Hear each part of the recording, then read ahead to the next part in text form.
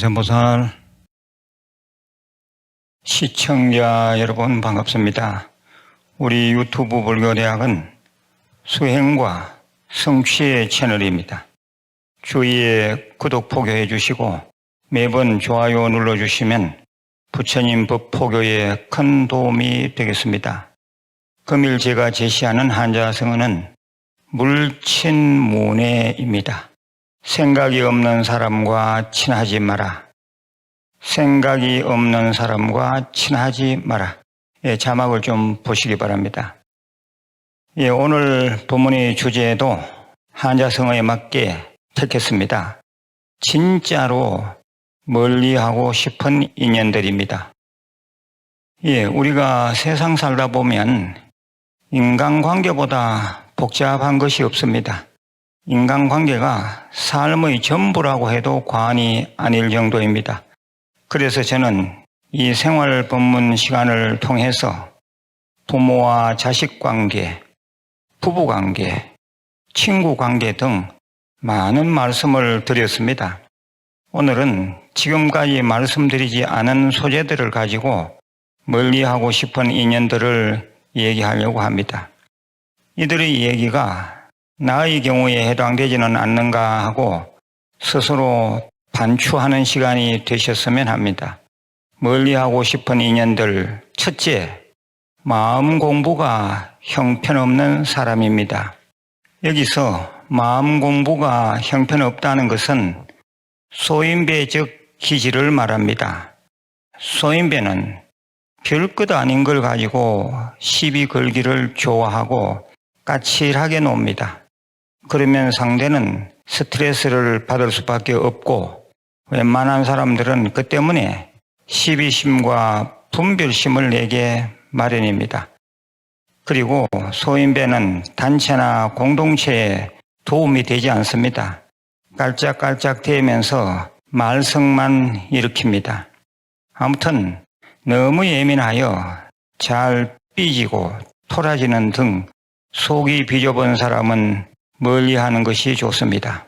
이와 관련해서 장자에 나오는 얘기 하나를 해드리겠습니다. 주나라의 선왕은 투계 즉 닭싸움을 무척 좋아했습니다.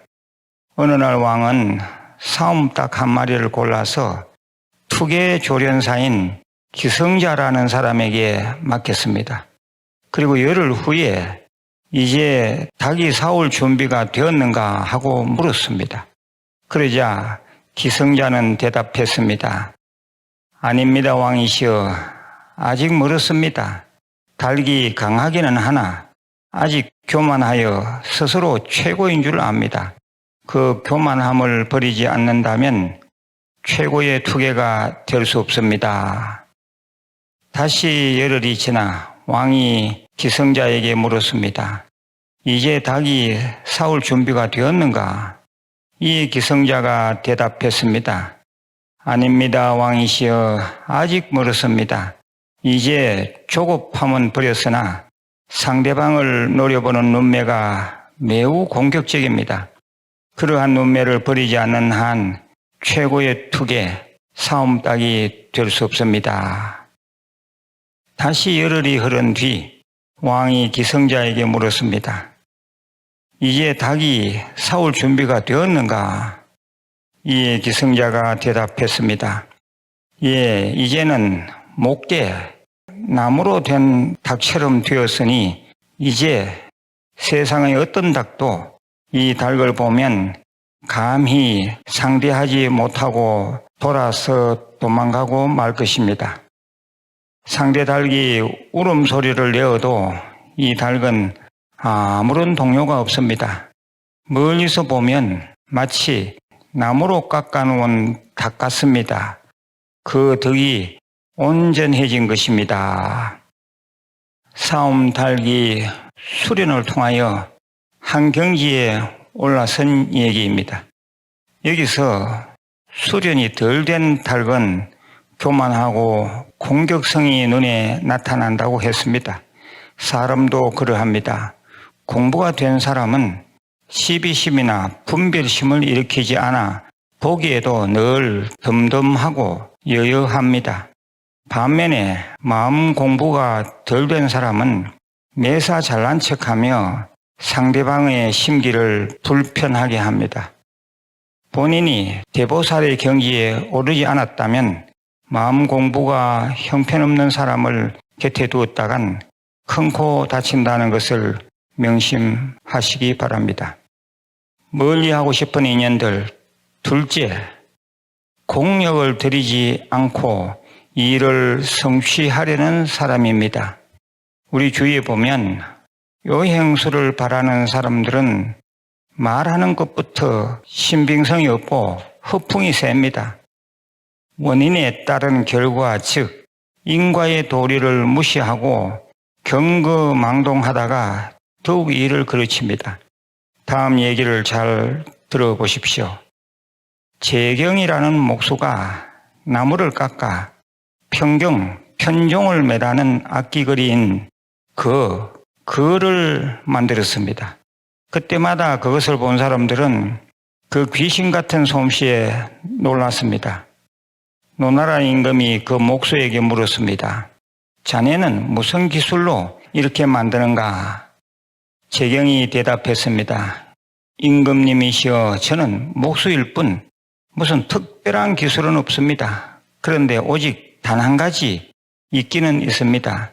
저는 그를 만들 때 두문불출하고 기를 정성껏 잘 모으는 것입니다. 반드시 몸을 깨끗이 하고 불보살께 기도를 올려 마음을 정갈하게 합니다.